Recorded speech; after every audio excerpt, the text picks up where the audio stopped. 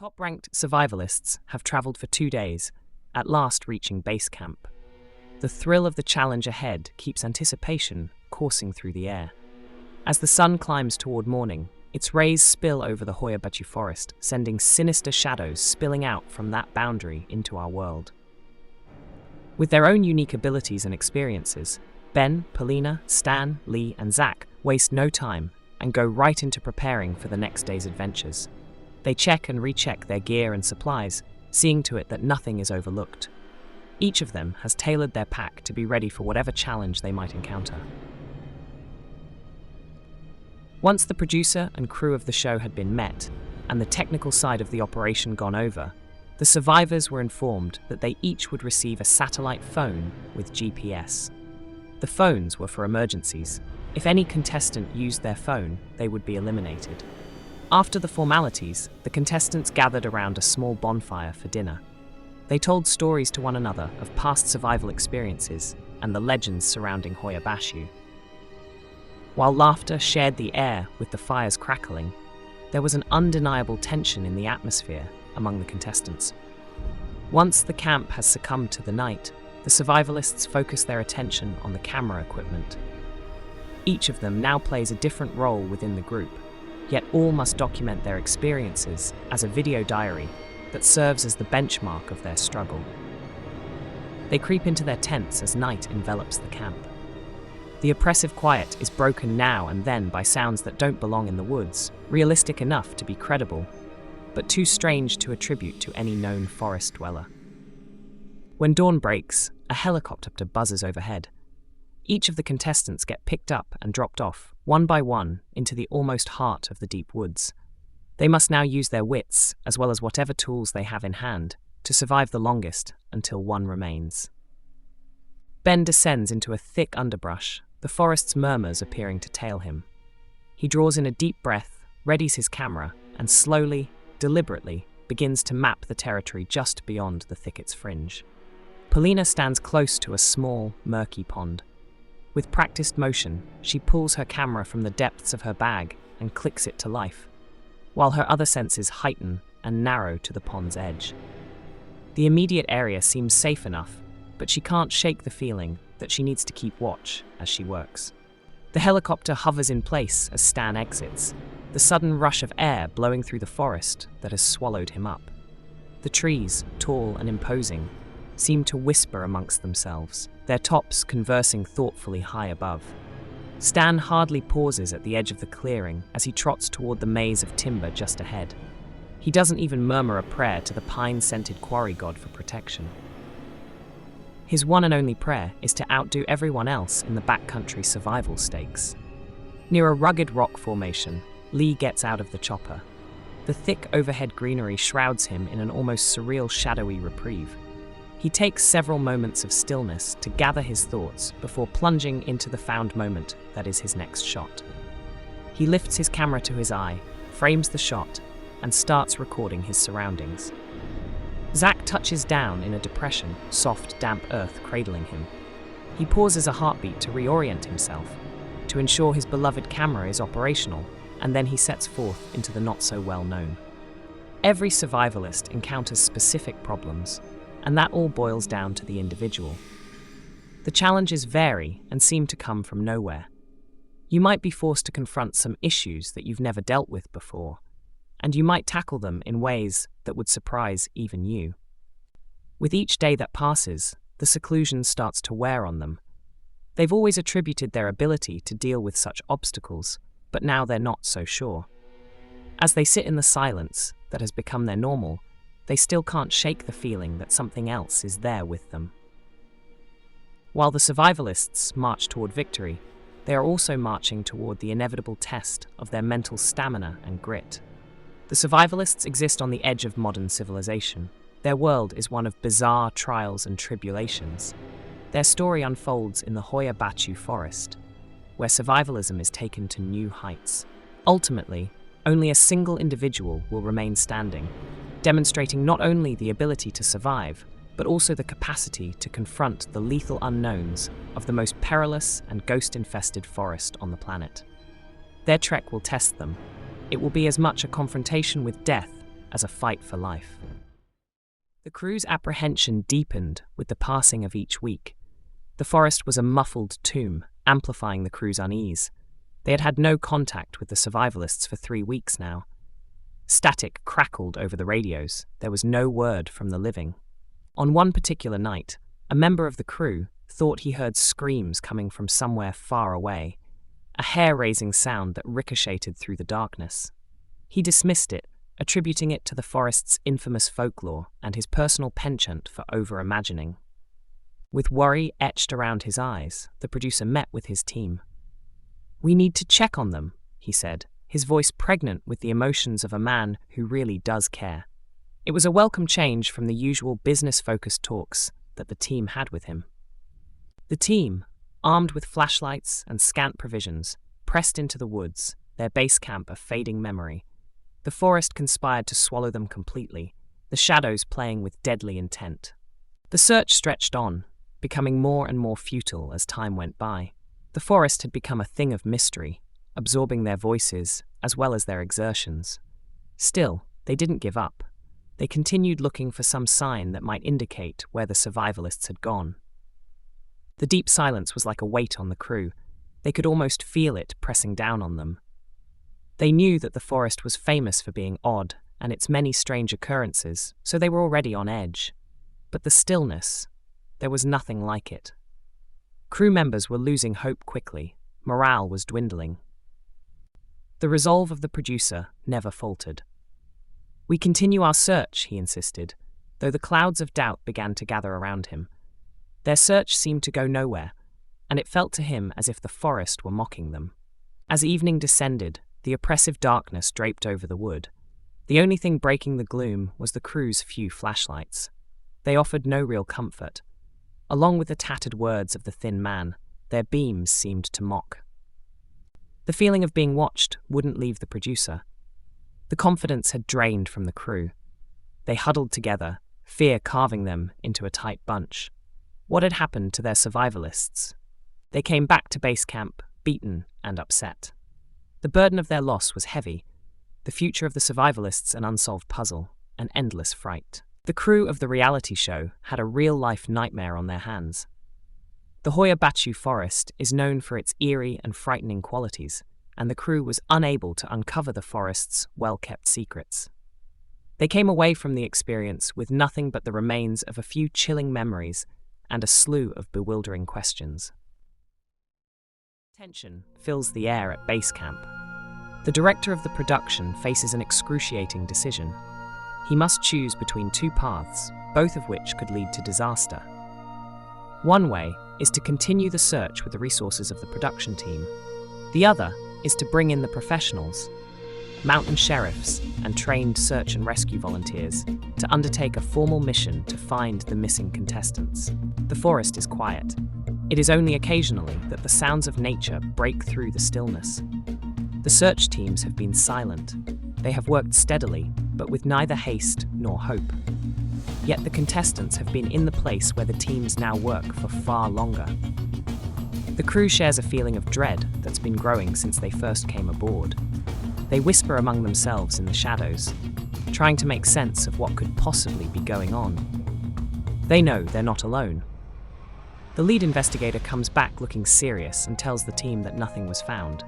Still, there's a vibe that suggests the opposite.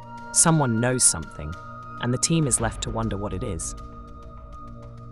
The authorities are tight-lipped under pressure from the frantic producer. They answer only in the most general terms and avoid direct questions about what they really know. Whispers among the crew escalate into an almost palpable tension when word gets out that something's gone awry with the search. The higher-ups aren't saying what, exactly, that something is, but the crew assumes it's not the sort of thing anyone would want to find out. They speculate on what might be behind the authorities' sudden deception and insist that whatever it is, it must be serious. The looming presence of the forest now menaces the reality show that was once its backdrop. The stillness is shattered by every tiny sound, making the performers jumpy. As time passes, optimism fades. The camp that was once alive with activity has turned into a spooky enclave of unanswered questions. The only thing that appears to be growing is paranoia. Eventually, the authorities reduce the search, bringing it down to a scale that starts to mirror the size of the actual evidence found. They cite lack of evidence as their reason. The crew isn't convinced. They murmur amongst themselves about what would happen if this were a different kind of case. The Hoya Baciu forest is a quiet riddle, keeping its secrets to itself. The stillness here is heavy with the aura of many unsolved mysteries and the unsettling sense that something just isn't right. What was meant to be another run-of-the-mill season of reality television has turned into something far darker, a nightmare that will plague all involved until some semblance of an answer is found. With anticipation sinking, the producer took it upon himself to reach out to the family of one of the missing contestants. He did this because, well, what else could he do? He couldn't afford to put all his eggs in the basket of hope that a bunch of Okayama cops were going to come through for him. So he called Liam, brother of contestant Zach. Liam is not what you would call a glory survivalist, nor does he boast about his unique set of skills. Liam is not a guy who, like his brother, likes being in the limelight. Liam's survival skills were unmatched. He paid close attention to the producer, who was outlining the extreme situation they were in. When the producer was done and the room had fallen still, Liam nodded as if he had already made up his mind and agreed to go to the Hoya Baciu forest and head up a search operation of his own. Liam had a reputation that preceded him. He was known for his toughness and for being a lone wolf. If anyone could uncover the truth, it would be him. As he headed toward the target area, he couldn't shake the feeling it was going to be a real chore to work through whatever happened for the intel. He called on a couple of contacts in Romania and arranged for some gear and firearms to be sent to a base camp. He hoped to have a little something waiting for him at a likely spot when he got to the country. When Liam got there, he didn't waste any time. He closely examined the ground, the contestants' last known positions, and the situations leading up to their disappearances. The thick woods felt like they were pulsating with a kind of energy, wrapped in a deadly silence. He made the choice to establish a base camp deep in the woods. Each movement was measured, each choice made with care. Hoya Baciu Forest was unlike any place he'd ever even imagined, let alone been to. Still, it didn't throw him off. Liam worked alone. Day and night, he searched the forest. No one helped him and gave him the space he asked for. He relied on his instincts and survival expertise and lived with just the bare necessities. All that seemed to elude him was finding the very heart of the forest itself. As time passed in the forest, and night fell with each passing day, it seemed Liam's persistence was the only thing that kept the woods from swallowing him whole. Nothing would stop him from finding his brother and the other survivalists. Each sound was examined and re-examined. Each whispered promise of a path forward was pursued tenaciously. And still he went deeper into the heart of the forest, drawn by some primal force. Liam found signs that others had overlooked. An arm of a tree that was broken, a scrap of cloth, and thin whispers that hinted at people being there. He took those signs and followed them, moving forward in a pretty straight line to what he was hoping would be the truth. Liam's search for his brother and the others took on an eerie atmosphere after a while. He could feel the forest pressing back against him, eyes seemingly everywhere, and the air becoming steadily cooler. But in spite of these sensations, he continued forward, spurred on by need and determination. In the very center of the Hoya Baciu forest, something very important had been discovered. For a while, it seemed like the forest simply swallowed Liam as he probed its shadows, the trail he had found leading somewhere important. It got darker and sultrier. As he took tentative steps, the air thickened and the smell intensified. Something dead, something not quite normal, like a very strong perfume of flowers gone to seed half rotten. The Hoya Baciu had secrets, and they were beginning to spill out. Liam takes out his satellite phone and calls the producer at base camp. His voice is calm and clear, as though he is giving the State of the Union from the steps of the White House, rather than a life and death update from the wild. From a remote location, Liam sends an urgent message to base camp. He tells them that he thinks he has found not only his brother, but also the other missing members of the survivalist group. He speaks in a clear and calm manner, but just this side of panicked, which is totally understandable given the nature of their situation. He also gives them a heads up that they will likely need a medevac because there are bound to be injuries. He casts his eyes toward the forest floor, where a seemingly bottomless pit lies just beyond the trees. It's had plenty of time to be nasty, and he knows firsthand what lies within. Because of that, he really ought to turn around. But as memories of previous trips come rushing back, some not so pleasant, what keeps him going is the thought of his brother and the bond that fuels his return to the pit. The only way out of there for one man is to go in after him. Liam prepares to go down, the determination in his eyes matched only by the thumping of his heart. He ties off the rope with gravity-defying confidence and knows there's no chance his brother will survive if he makes a single mistake. He tightly holds onto his shotgun, poised to confront any danger that might manifest. He understands that it could be anything and that he has to be ready for it to come from wherever and however it is likely to erupt. Liam lowers himself into the hole with care, almost like a dancer suspending mid-air.